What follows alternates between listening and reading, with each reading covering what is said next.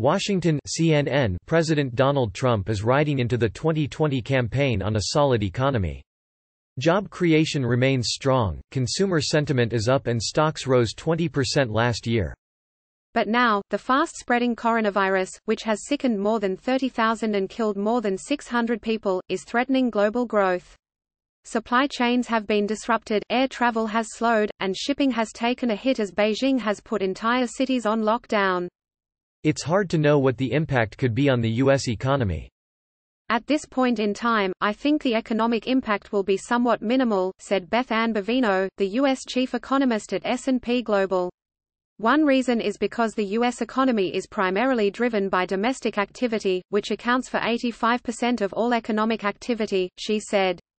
Goldman Sachs estimated it could take 0.4% off U.S. GDP through March, but the bank also forecasts a rebound in the second quarter, potentially triggering a boomlet that could help Trump just as general election voters start to tune in. Here's where things could get ugly for the U.S. economy in the short term. Falling oil prices. The spread of the coronavirus has already hit demand for oil, clobbering prices, a problem for U.S. producers, which are clustered in red states like Texas, Alaska and North Dakota, as well as purple states like New Mexico where Trump lost in the 2016 election. In 2019, China's oil demand made up about 14% of the world market and accounted for half of world oil demand growth, according to IHS Markit. Plus, demand for jet fuel has also taken a hit because major airlines have suspended all flights to and from mainland China. But it remains unclear if prices will remain low as the health crisis continues. OPEC could decide to cut oil production, but has yet to decide on a plan. Agricultural purchases. American farmers were hopeful that the preliminary, Phase 1 trade deal reached with China last month could return some certainty to their export markets, which were rocked by Trump's trade war. In the agreement, China agreed to step up its purchases of U.S. goods and agricultural products. But analysts were skeptical those commitments could be met, and the health crisis brings more doubt. Farmers could be waiting longer to see big orders for soybeans and corn coming from China. While some farmers, a key constituency for Trump, have expressed frustration with the ongoing trade war with China, others have stuck by him and believe they'll benefit in the long term.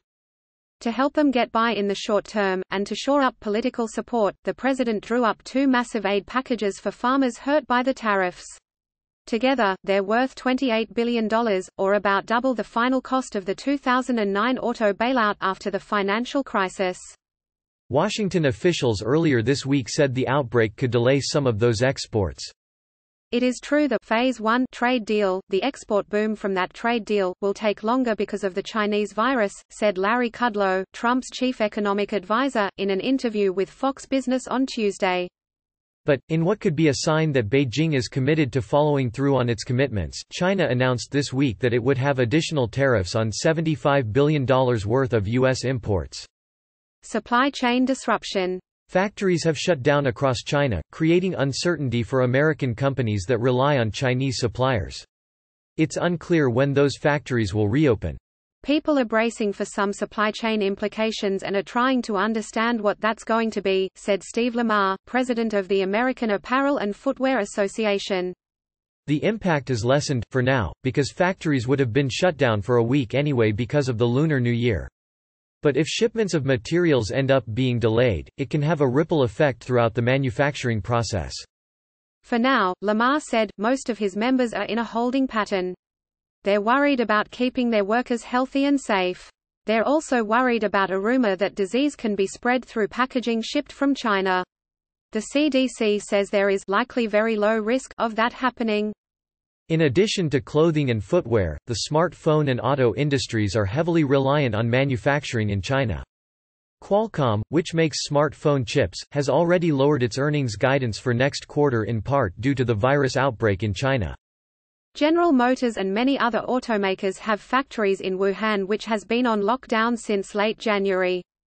Weaker Chinese consumer demand. If Chinese consumers are staying home, it could hurt American companies doing business in China. By the end of January, Starbucks had already closed more than half of its more than 4,000 Chinese locations. Apple temporarily closed its 42 stores in China, too.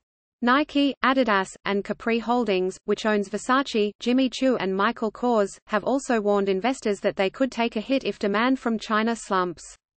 Hits to tourism. The Trump administration is currently restricting entry into the United States from China, and Americans who have visited China within the last 14 days are screened for symptoms. Even if they show no signs of having the disease, they are asked to self-quarantine inside their home. This is already hurting airlines. American Airlines and United Airlines have suspended flights to and from China until late March, and Delta has cancelled flights until April 30. It could also hurt restaurants and stores that benefit from Chinese tourism. More than 2.5 million Chinese visited the United States last year.